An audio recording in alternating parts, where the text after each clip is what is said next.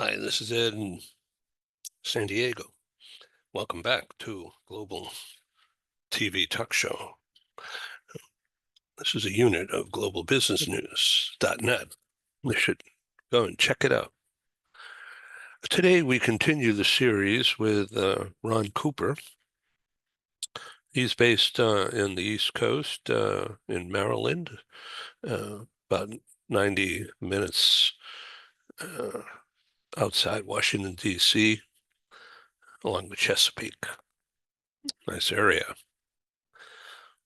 Ron and his wife Marty have been in business a very long time. They call it the Cooper culture, and you should check it out, thecooperculture.com. He's an advisor. He's a trainer. He's an executive coach.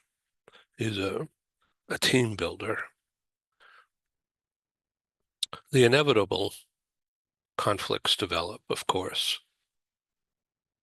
We're humans. So how do you deal with conflicts in the workplaces or at home? That's an overriding theme of today's discussion with Ron Cooper. Stay tuned. We'll be right back. Thank you for being here. And I welcome your feedback. Use my email, editorglobalbusinessnews@gmail.com.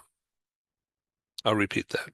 editorglobalbusinessnews@gmail.com.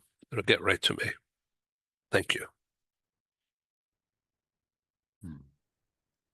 And we're back with Ron Cooper.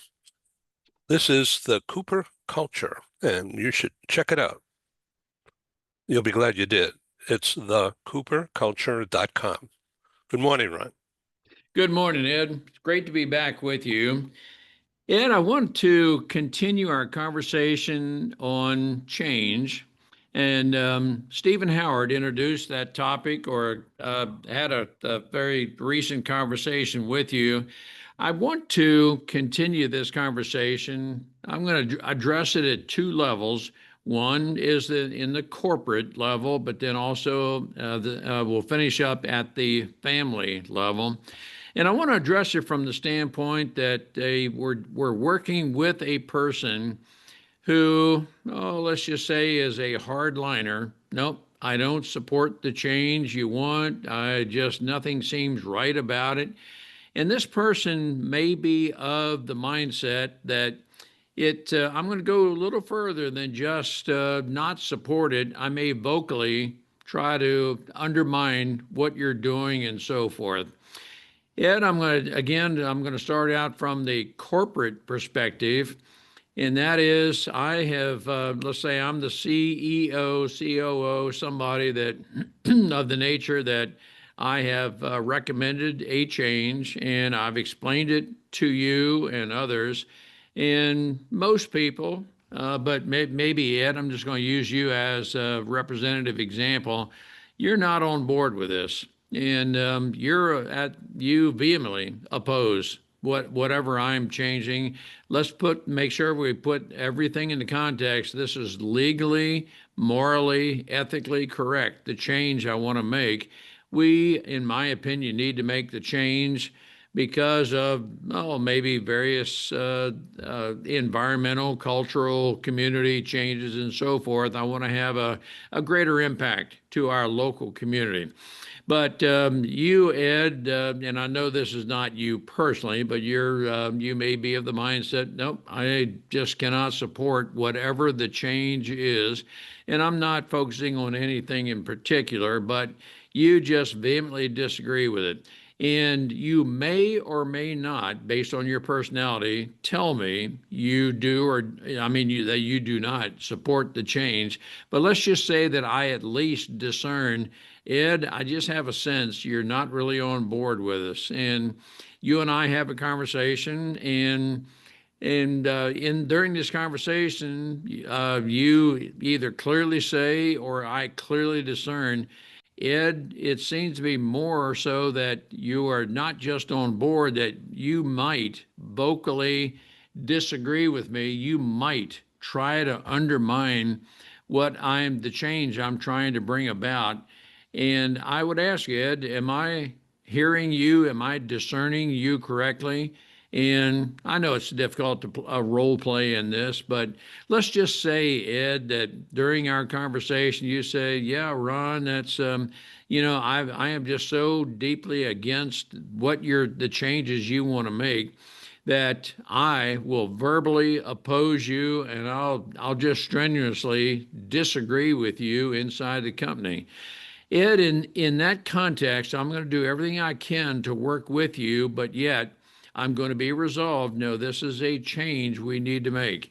I would ask you, well, Ed, is there anything I can do to make this change more agreeable, palatable with you?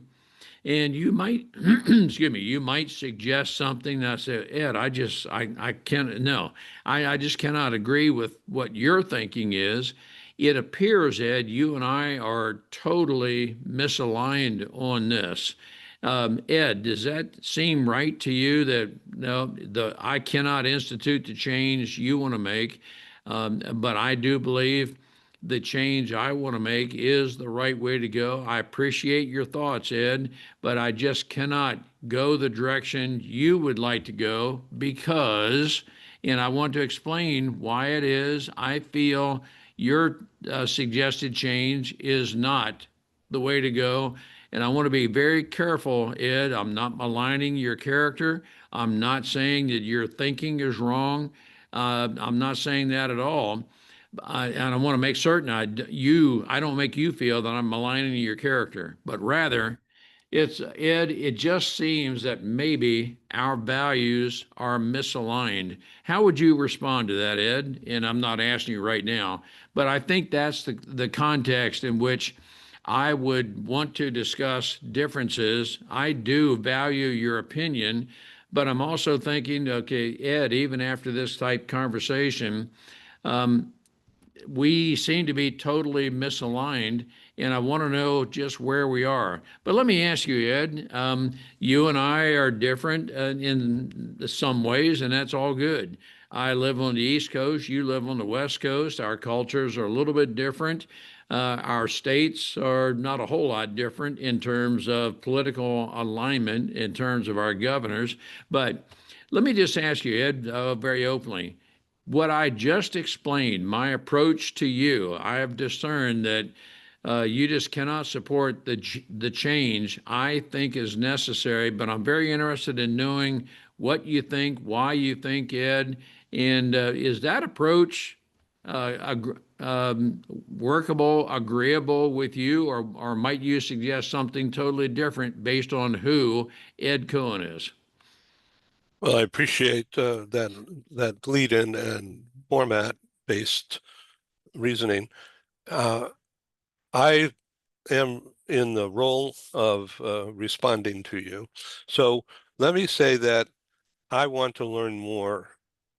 I am thinking that the approach and the change that you want to make uh, could be good, but I don't understand uh, the reasons behind it sufficiently to wholeheartedly say, yeah, let's go.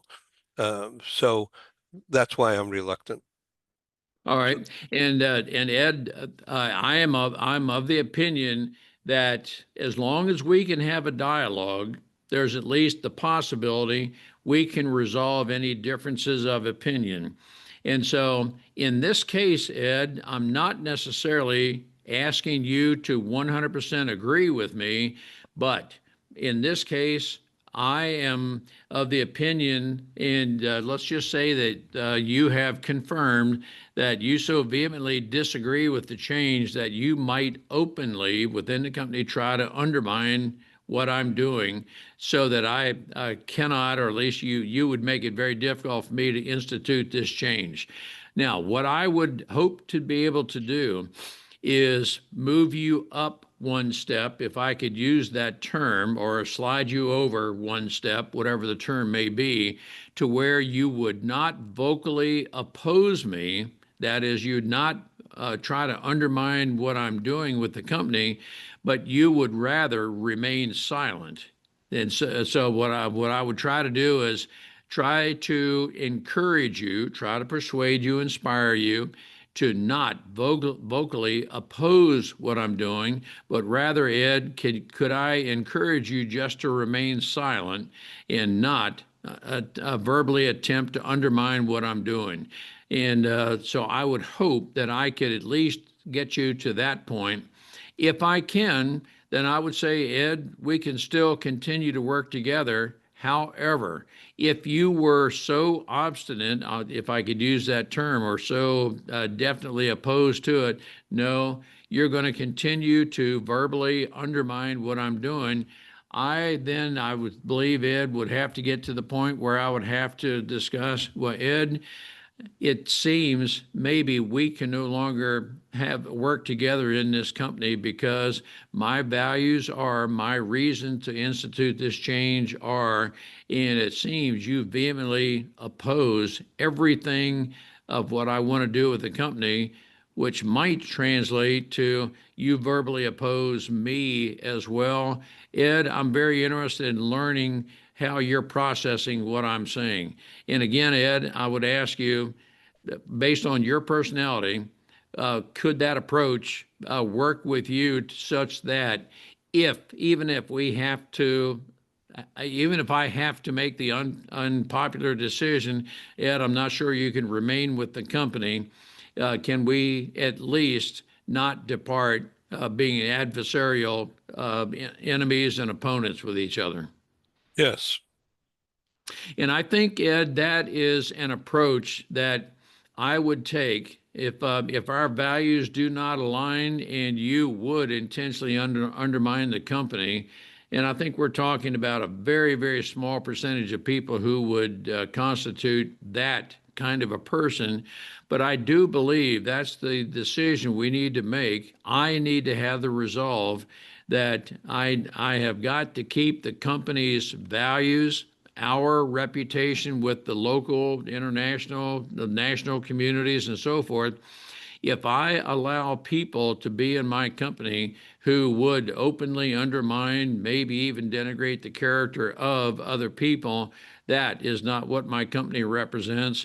And if I can clearly determine you do not support those values, those character traits, and so forth, I would tell you, Ed, I think I need to make a decision, Ed, whether you want to continue with our company or not. And what I'm going to try to do is persuade you to say, and when I say try to persuade, if we have determined that our values are so misaligned, I would want you to say that, well, maybe I can no longer function best in this company, to which I would say, Ed, I tell you what, it seems maybe that would be the best route. What can I do to help you find a company for which you believe you could better serve?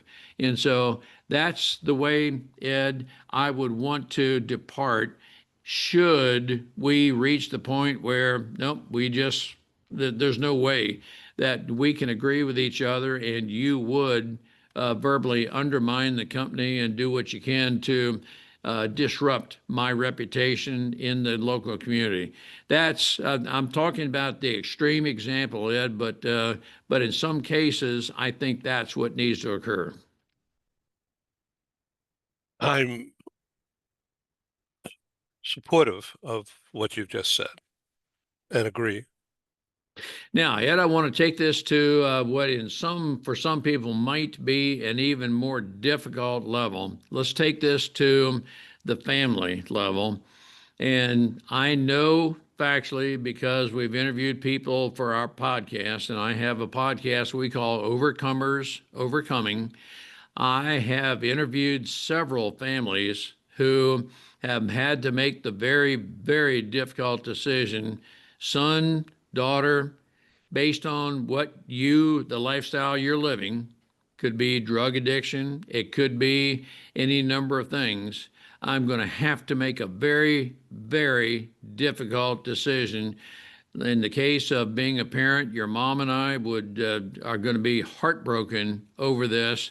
But because of the way you are, because of how you have harmed the family, maybe physically, but at least whatever it is you're engaged in, We just cannot have you in the house and maybe influence other people. And there are some people who would say that, son, daughter, you are taking up, you are necessarily having, causing me to dedicate 95% of my attention to you because of your drug addiction, because of your alcohol addiction, whatever it may be. I've got to make, and let's just say, and I know factually this has happened to some people, the son has they actually literally put a fist to the father, the mother, somebody in the family, and that's a result of their drug addiction. The father has said, it's a very difficult decision I'm having to make, but I'm going to have to ask you to leave the family. Now, with that very, very difficult decision having to be made, I would want son, daughter, whoever the person is I'm addressing that with, I want you to know I'm waiting on the other side for you when you recover from whatever you're going through. I want you to know this is not permanent, but it is a decision I necessarily have to make because I cannot risk the possibility of you adversely influencing other people in my family. Therefore, I'm going to ask you to leave the house, or there have been instances there's been the knock on the door. I need more money. I need a place to sleep. And you've got to make a very difficult decision right then. If I say yes, because I'm emotionally involved, if I say yes to this, I might be enabling that behavior that has caused this situation. And although emotionally I want to give this person a warm place to sleep or something of that regard, to say yes to that might be enabling that poor behavior. Ed, that's one of the most difficult decisions we could ever make. And I do know some people have had to make that very difficult decision with family members. But I want to encourage our listeners to have the resolve, whether it's a corporate decision, whether it's family, whatever the level, have the resolve that you are acting on whatever the decision is you've made. You feel that you can adequately explain why you're making the decision you are, even though it is unpopular.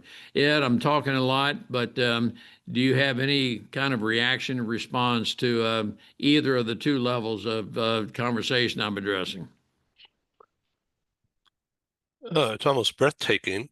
So I'm impressed by your depth and width of understanding, uh, uh, being aware of and defining clearly what needs to be done. Well, what is, and then what needs to be done. I think one of the things you just said, it's in a single word, but it's so very, very important, aware. We must be aware of the total surroundings of whatever is happening and the various acts, the various things in which people are engaged. It could be the wrong circle of friends, it could be a manner of speaking, but we must be aware of the actual or potential influence a person can or is having on our company, our family, whatever it may be. We cannot just, I would say, dismiss somewhat flippantly or just turn our back to it because, Ed, I'm a believer that whatever actions, whatever activity, whatever behaviors we accept, that becomes the new standard within the family, the company. We have got to uphold the higher standards. And I am very, very aware of how difficult sometimes maintaining that higher standard is because we have got to confront. And when I say confront, I want our listeners to know I am not speaking at all of being argumentative or combative. It's just a matter of, no, we need to address this. And I hope I can address this in a very civil way to where you and I can have a very honest conversation. And I am not going to get to the point where I want to seek retribution with you. I don't want to anger you to the point where you would want to seek retribution with me. I will tell you right now, I'm seeing that happen too often that it could, the retribution could be a fist to the face. It could be you at the end of a knife, the end of a gun barrel, something like that. I'm just seeing too many people who are seeking retribution. And I am right now, I feel very compelled. I feel a calling to address having civil discourse to where we do not encourage retribution, to where we are seeking retribution through physical acts of violence. I just want to do what I can, Ed, to help inspire that. And I know very possibly the person who has the bent to seek retribution may never listen to me. It's possibly those who are somewhere in the middle of the road that may be the ones that would have the influence. Ed, I'm at a point where I'm trying my best to discern what is the best way to inspire and encourage civil discourse with those who might have the propensity to seek retribution. And I'm not here to say I know the best way to do that. I want to listen to a lot of different people to know the best course of action to take to hopefully be a catalyst to inspire changes in behavior with some people. Well, this is clearly reflective of things that are going on uh, within America right now. And the eruption of violence is, well, it's heartbreaking, but it's also scary. Ed, I agree with everything you're saying. And for some people, some would say, "Boy, somebody, somewhere, sometime, somehow needs to do something." And I can speak somewhat in a trite way, but I feel as if my calling is Ron Cooper. For this moment, your name is somebody. I need to do something. I need to do whatever I can. I am not here to say, Ed, that I'm going to go viral across the nation, around the globe. I just feel I've got to do whatever I can do to help assuage, help reduce the amount of retribution that some people have. And I will tell you that I think the worst place we can look is in our elected officials at the government level. That right now, as we are recording this, we're in the second day of a government shutdown. There is finger pointing, blame. There's all kinds of stuff going on. I'm just at a point where, Ed, I'm nauseated by this kind of stuff. Let's determine how we're going to resolve this. And yes, we have vehemently opposing opinions and so forth, but we have got to learn how to get together in somehow, some way to help others live civilly through this. And bickering, I mean, yes, we can bicker. And Ed, if it got to the point where you and I would vehemently disagree and figuratively or maybe even literally pound the table, fine. But I can never get to the point where I would seek retribution against you physically or otherwise. We've got to stop short of that point. But we've got to learn how to be able to negotiate with each other. We've got to be able to learn how to have that civil discourse. And Ed, as you said moments ago, it seems we are way off the mark with some people. And I know as I'm talking and saying all this, there's some people I would never be able to persuade otherwise, but I would hope that maybe through some people somehow we would be able to reduce the animosity, reduce the level of retribution some people would seek. And I may never change ideologically some people's opinions, but I would hope that at least they would not seek retribution. So that's a lot of where I am. So what comes to mind right now, and this is a conversation between us, we're friends, and doing this voluntarily and knowing fully that this is a live broadcast recording session.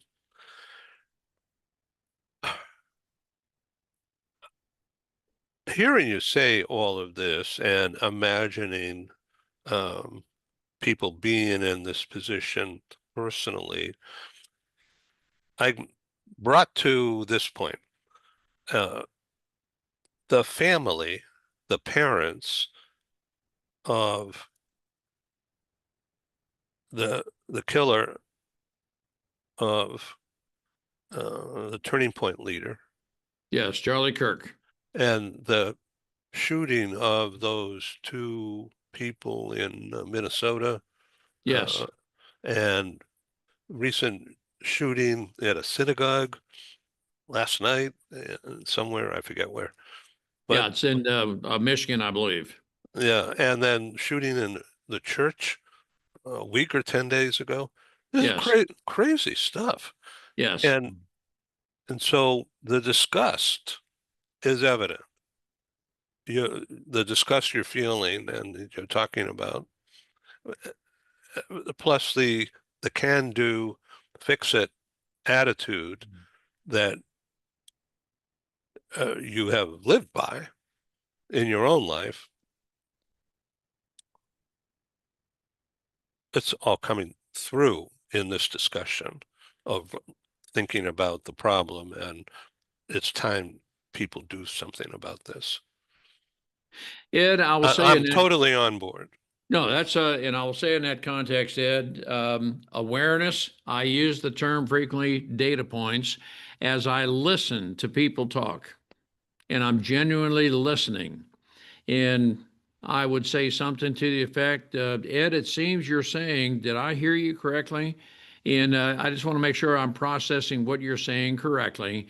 If I can pick up on, I call it data points, but I'm aware of, wow, that comment, that statement, that might that mean something even beyond, Ed, I am the kind of person, and if I were an FBI forensic specialist, I might be able to speak factually that these people who seek retribution and do something illegal almost always leave a trail that they have discussed with someone. They can gain a following. It may only be two or three people, but my experience is there's rarely is it this person acted totally in isolation, literally did not speak to anybody.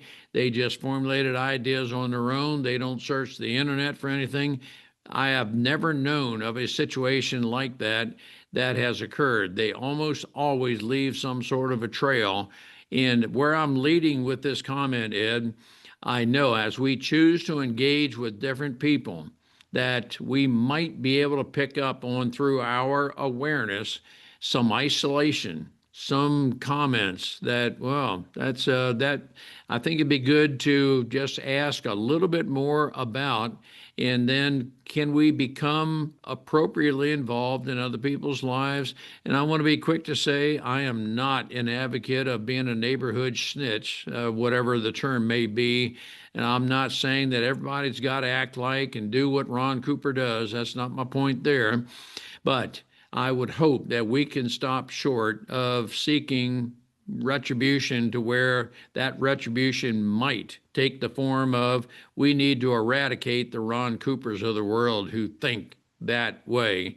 And so I am, hopefully I'm not talking in too grandiose hyperboles, Ed, but I would hope that we'd be able to pick up on different data points, as I use that term, and thoughtfully engage in other people's lives. And we just might be able to talk a person down from seeking retribution to where, yep, you have cared enough about me to help me work through whatever's troubling me and so forth. But I do know what I'm saying is what is happening in the mind of some people. So tremendous conflict out there is what we're seeing. Yes.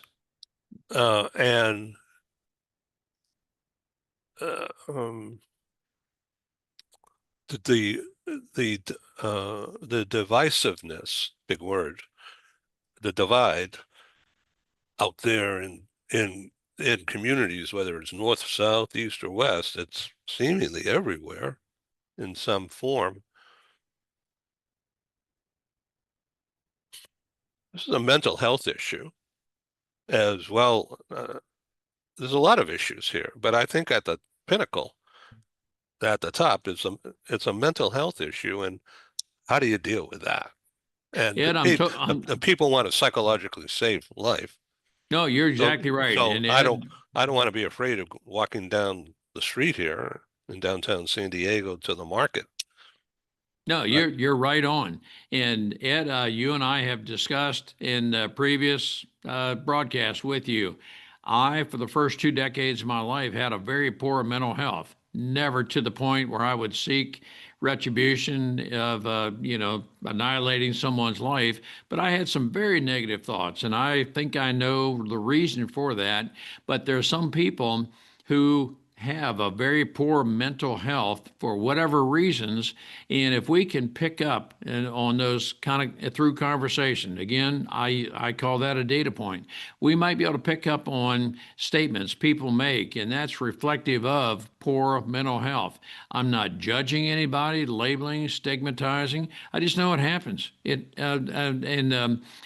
may have a very negative thought about a whole range of topics, and I know that a collection of negative thoughts can result in other things that can be synergistic with those negative thoughts. I'm a believer, and I'm not a certified therapist, a psychiatrist, anything like that.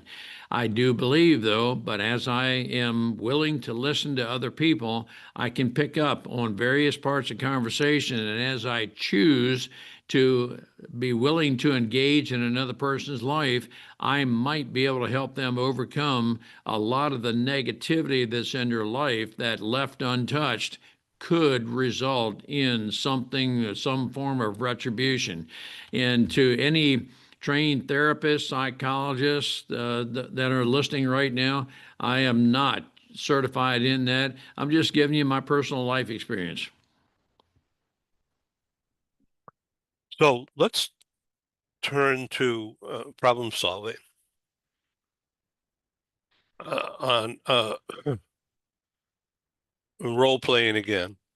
The issue of course correction, internal course correction in the family or in the office. How severe is the gap that you are envisioning in this storytelling? Is it about taking care of a certain customer in a certain way that will impact the direction of the business potentially? That kind of thing? Oh, I think it could be, Ed, that let's just say I'm working with a customer who is really upset about whatever it is. I'm not delivering the service that I said I would, at least that's their impression. I would want to know, what more can I do? Now, I do know there are some people who are seeking retribution in the form of, and I have spoken with restaurant managers. There are people who will come in and they will complain always about the food service, the food, how it was cooked, anything like that. And that manager knows the reason they are complaining about it, the retribution they're seeking is, I want a free meal.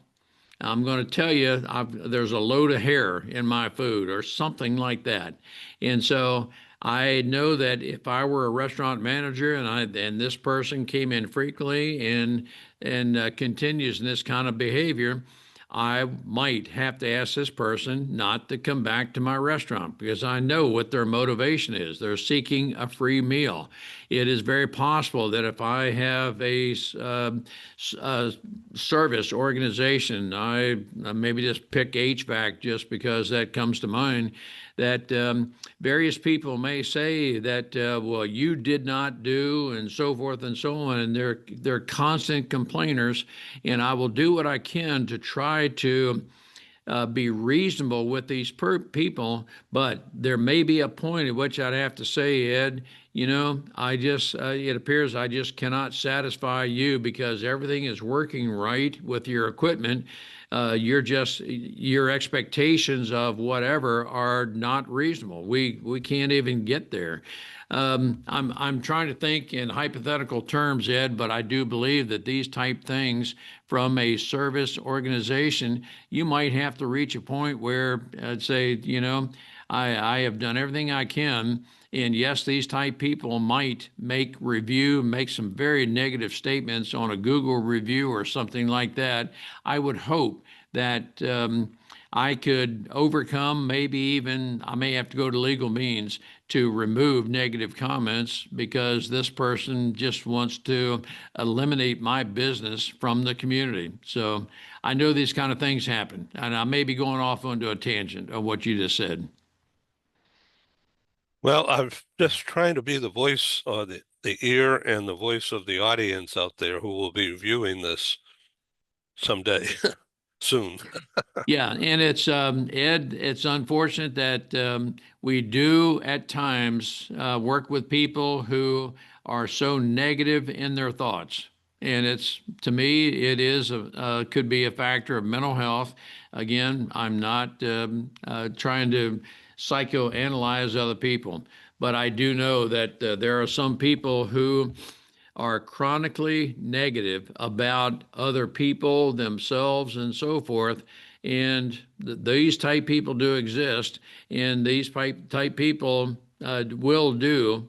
I know of some people who are just this way, who will do everything they can to undermine you personally, Ed. And it goes back to my original premise. I will never consciously denigrate you, your character, anything like that. But there's some people who don't care the smallest whit if they denigrate my character, my company, or anything. They have got to satisfy themselves. And that to me seems to be part of what retribution is. I need to satisfy myself. So on your website, thecooperculture.com, will people find this kind of um, approach within that website? Well, and yes, to that, Ed, that we work with businesses to help you develop a culture to where we are psychologically safe. And we've talked about that numerous times. I will help you, I'll work with you to develop a culture to where I want you to be very free to discuss anything and everything. I will never seek retribution against you for anything in which we may disagree. Now, I will stop short, and I will, one of the founding values of me, my company, those we help companies develop, is we'll never consciously denigrate the character of other people. That is an inherent value we want to instill in families, company cultures, and so forth. Yes, those kind of things you will find on my website, and we do work with companies to with half-day, full-day workshops where we help companies develop that type of culture within their corporations. So there's a playbook. It's a playbook of sorts, and yes, and so what I do is work with companies to determine where they are. There's not one pattern, one training that fits every company, but rather I work with them to determine where they are, where they want to be, and if where they are is not where they want to be, I'll work with them to develop a strategic path to help them get to where they want to be. And where they want to be frequently is a matter of culture. It may be a company is not able to retain as many people as they want. Again, I've stated numerous times, statistically, it will cost a minimum $65,000 to replace a person based on loss of productivity, acquisition costs, and so forth. And so companies want to have, and we work with companies to develop a 90+% retention rate, and we can do that when the culture is right. They know the leadership within these kind of companies know the value of their people, and many people, again, statistically, stay with or leave a company because of people, less so because of pay.